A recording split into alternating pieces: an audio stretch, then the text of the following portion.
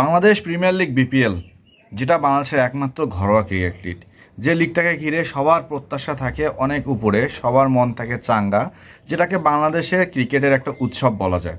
দেশি বিদেশি সমস্ত ফ্রাঞ্চাইজির লক্ষ্য থাকে বাংলাদেশ প্রিমিয়ার লিগের উপর, এটা অস্বীকার করার কোনো জায়গা নাই।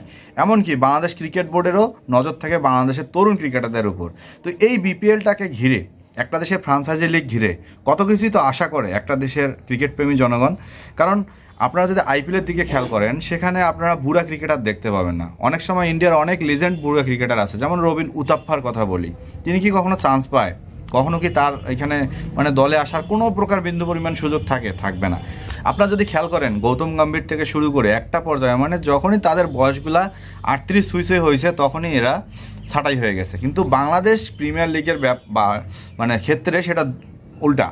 বাংলাদেশ ক্রিকেটে সবসময় বুড়া ক্রিকেটারদের আনাগোনা শুরু হয়। যে ক্রিকেটারগুলো চলে না, যে ক্রিকেটারগুলোকে গোনায় ধরা হয় না, যে ক্রিকেটারগুলোর কোনো বিশ্ব মান বলতে নাই, সেই ক্রিকেটারগুলোই আমাদের বিপিএল এসে পারফর্ম করে, এবং সেই ক্রিকেটারগুলোর উপর নজর থাকে আমাদের ফ্রাঞ্চাইজিদের। কেন রে ভাইয়া, আমাদের কি ইয়ং প্লেয়াররাতে খুঁজে পাওয়া যায় না? আমাদের ফ্রাঞ্চাইজিরা কি ইয়ং ছেলেদেরকে খুঁজে পায় না? বিশাল একটা প্রশ্ন। কারণ এই যে আপনার ইফতেখার কোথায়, পল স্টাইলিং কোথায়, মোহাম্মদ নবী, এইসব খেলোয়াড় ছাড়া কি আমাদের বিপিএলে আসবে না? হ্যাঁ, সামিক প্যাটেল, এগুলা ছাড়া কি এই বিপিএলে, বাংলাদেশের বিপিএল প্রিমিয়ার লিগে আর কোনো প্লেয়ার খেলতে চায় না? যদি খেলতে না চায়, তাহলে খেলাটা বাদ দেন না কেন? দিয়ে একটা বছর অন্তত ক্যাটাগরি থেকে শুরু করে, ফরম্যাট থেকে শুরু করে সব কিছু একটু গোছালো করার ট্রাই করেন না কেন? করবেন না তো। কারণ এই যে মারিং আর কাটিংটা তো পকেটে ঢুকবে না।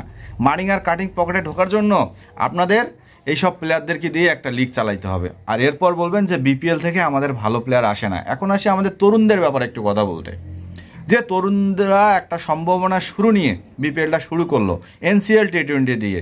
মারিং কাটিং, মার কাটকার ব্যাটিং, এক একজনের স্ট্রাইক রেট 170, এক একজনের স্ট্রাইক রেট 180, এক একজনের স্ট্রাইক রেট 216 এমন। যেমন জিসান আলম, তার কথাই বলি, তিনি এনসিএল টি20 যখন শুরু করলো, তখন মনে হচ্ছিল টি20 সেরা ব্যাটসম্যান আমরা পাইতেছি। হ্যাঁ, তাকে ঘিরে একটা বিশাল একটা সম্ভাবনার দুয়ার।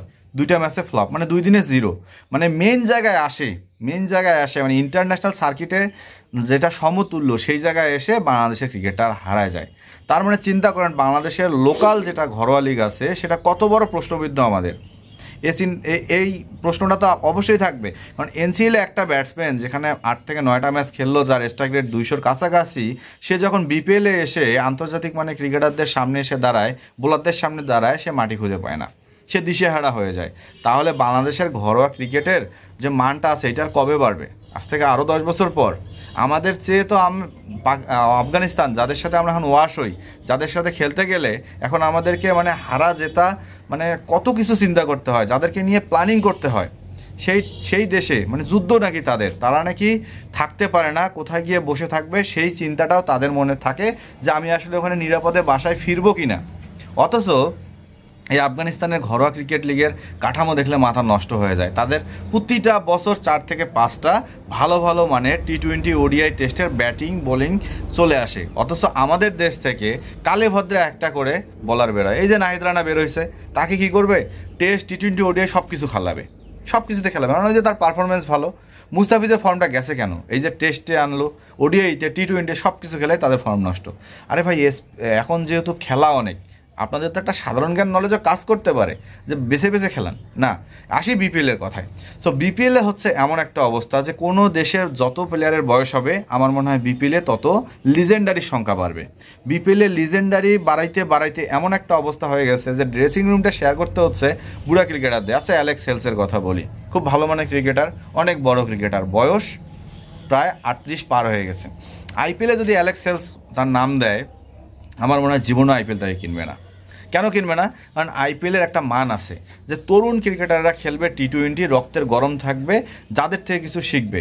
ওই যে শেখাটাই হয়েছে তো আমাদের কাল। আমরা সবসময় সিরিজ খেলতে যাব শিখতে, আবার দেখা যাচ্ছে ওই শিক্ষাটা নিয়ে আমরা ব্যর্থ হয়ে যাব। এবং এই ড্রেসিং রুমে শিখতে গিয়েও এই বুড়া ক্রিকেটারদেরকে নিয়ে এসে আমাদের মতো দেশগুলো একটা করে প্রিমিয়ার লিগ আয়োজন করে। আপনারা শ্রীলঙ্কার দিকে তাকান, সেখানেও এই বুড়া ক্রিকেটারদের জায়গা নেই।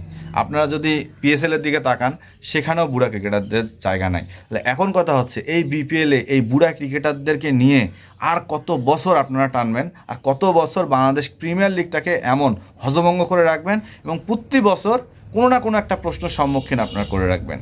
রানাউটে যারা দেখছেন সাবস্ক্রাইব করতে ভুলবেন না।